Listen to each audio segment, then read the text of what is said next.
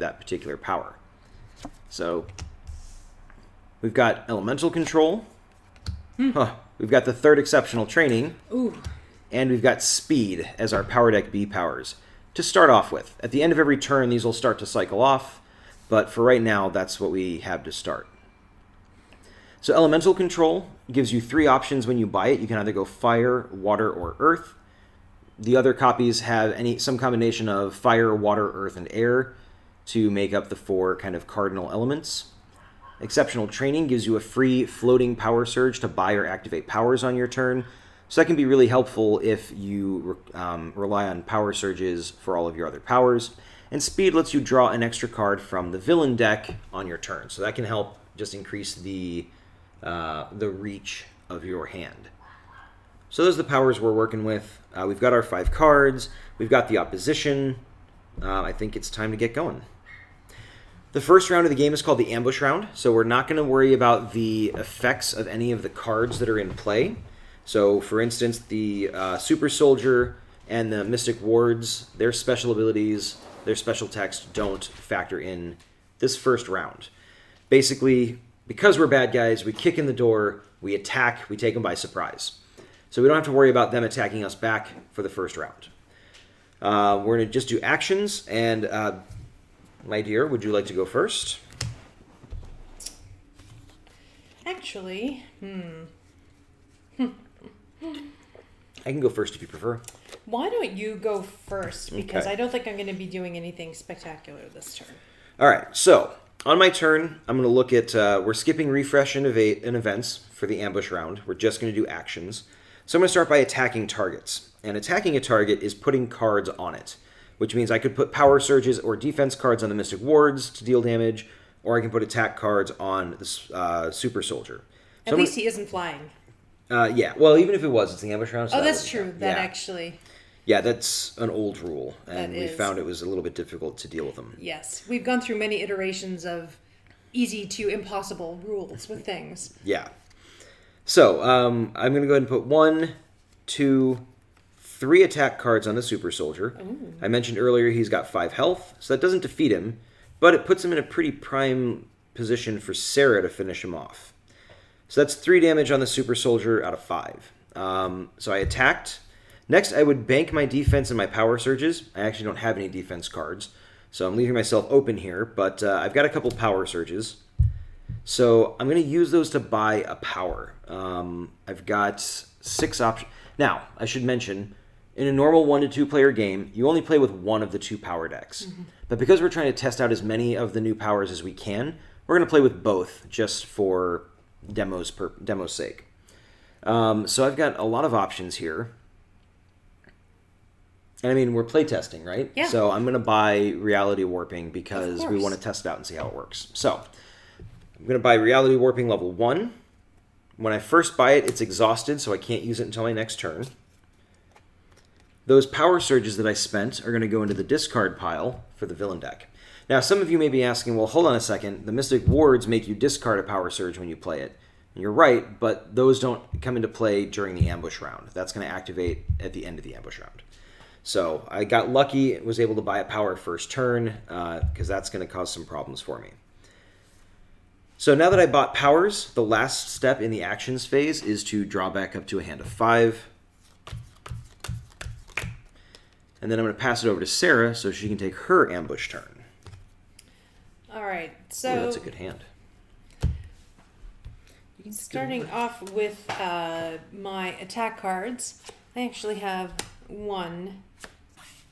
2 attack. Oh, look at that. Which allows me to defeat the Super Soldier. So... Bam. Goes into my villain points, because I am all about the points. Sarah's absolutely the more competitive one of the two of us, so she may have tanked 1 or 2 of our games over the course of the last couple of years just for the purpose of accumulating points. I can neither confirm nor deny that. So, now I do actually have a couple of defense cards, and I'm actually thinking of sacrificing some of them, putting them on here, simply because that Mr. Wards is really nasty, and I don't want to be suffering with not having any powers throughout the game and kind of going from a big disadvantage. So I'm taking a risk here. I'm putting both my defense cards onto Mystic Wards. You could also put Power Surge cards on there if you wanted to be really Madness! selfless. No, I am not selfless. This is purely self-interest right here. I see that. And that leaves me with one Power Surge. I'm going to bank that Power Surge because I can. Right now I can bank one. So I'm going to do so because I have a feeling I'm going to need that. There's nothing else I can do, so I'm going to... You could buy a power. You could spend the two villain points from the hero to buy a power. I could. Seriously? I could. This is what I'm talking about. All right, It's the first round of the game. She's got 2 points, and she's like, gotta hang on to them. I'm preparing for the eventual famine that is going to come through. So, speed is nice. It's very basic. Allows me to draw an extra card. Exceptional Training gives you a free Power Surge every turn. Exceptional Training is actually... And it's the only one in the deck, because the other two got discarded. Exactly. So actually, I am going to spend my victory points. Where have we decided that we're going to put them? They go in the hero discard Oh, that's pile. right, because now he has the chance to come back. So I've spent my 2 victory points to gain this lovely card right here. And destroy everything while she's at it. Ka-cha! Exactly. The cat isn't here, so I have to do that in his place. It's exhausted. I was getting to that. I was putting it down. It's not even on camera. No one knows. I know. All right. Now, may I refill my hand, sir? Yes, I suppose. Gosh. Jeez. Taskmaster. One of our favorite characters in comics, by the way. Totally. All right, so that's the end of the ambush round. So what that means is anything that's still in play from the original setup is going to activate, and it's going to hit everybody. So if this super soldier was still in play, that would be bad, because we would both be discarding 2 cards from our hand, and we'd be discarding a victory card if we had one. Luckily, he's been defeated. We don't have to worry about that. The Mystic Wards doesn't have any active abilities to hurt us. All it's going to do is react when we do a specific thing from now on. And then the last thing we're going to do is we're going to refill the empty spaces from the power tracks. Normally, those actually do get refilled during the course of play when you're buying stuff, but because at the end of every round, yeah. Exactly, but because of the ambush round, yep, it actually stays that way until the full ambush round has completed. Yeah, because refilling the powers is a step in the events phase, Exactly. which we skip during the ambush round. So that's why we didn't do it earlier. But now we're going to go ahead and we're going to bring out some new power cards. Ooh. Another... Ooh, you could get second level if you... if I could afford it. If you push... Yeah. You may have to help me destroy those Mystic Wards, Mr. I may have to help Selfless. you? I helped Yes. you defeat the super soldier I helped that you. got you 2 points. Yeah, right. Okay, so here's the thing. Now that we're into the normal turns, we're going to start looking at starting it from the top. So that's including the refresh phase, and then the actions phase, and then the events phase. The very first step of the refresh phase is checking for heroes and guards. Because, like in any good comic book, the heroes and the guards aren't just going to let us run around and destroy their base.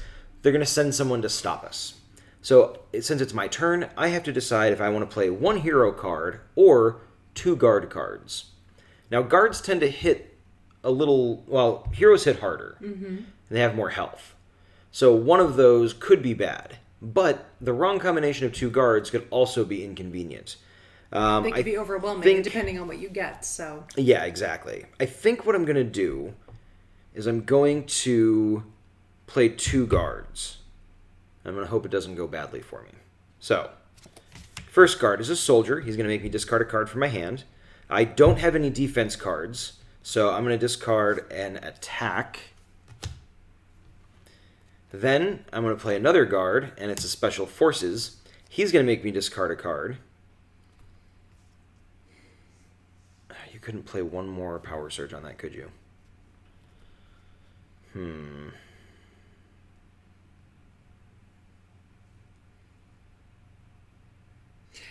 Because it's completely silent right now, I will tell you what's going on. Ben is giving me a death glare because I wasn't selfless enough to... I would describe it more as a stink eye, but, whatever. All right, hairy eyeball, Hairy something? eyeball, something Yes, like that. Yes.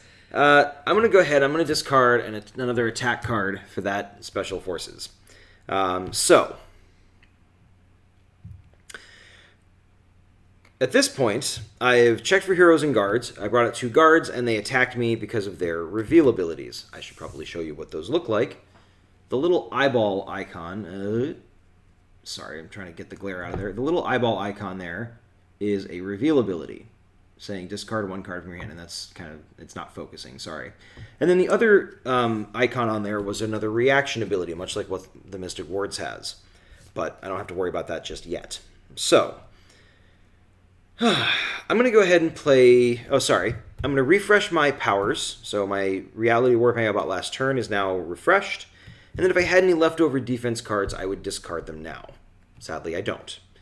So I'm going to go into actions, and I'm going to attack targets. So I'm going to start by playing my 1 attack card on this soldier, because it's only got 1 health. So that earns me a really quick, easy point. My attack card gets discarded, and I've got 1 point in my villain points pile. Now I've got a couple of defense cards, and I'm going to look out for myself, the same way Sarah looked out for herself last turn. And I'm going to go ahead and put those defense cards right here in my defense space so that I'm nice and safe for the next turn. Now, sadly, I can't do anything else beyond that, because I've only got 1 villain point, and I don't have any power surges, so I'm kind of stuck here. But then I'm going to draw back up to 5 cards. And now Sarah's giving me the stink eye because she wanted me to help her defeat those Mystic Wards. Not at all. I just find it very interesting that you are suddenly going totally against type just to... I told you that you could help us out by helping put your power surge there, and you were like, oh no, I need it.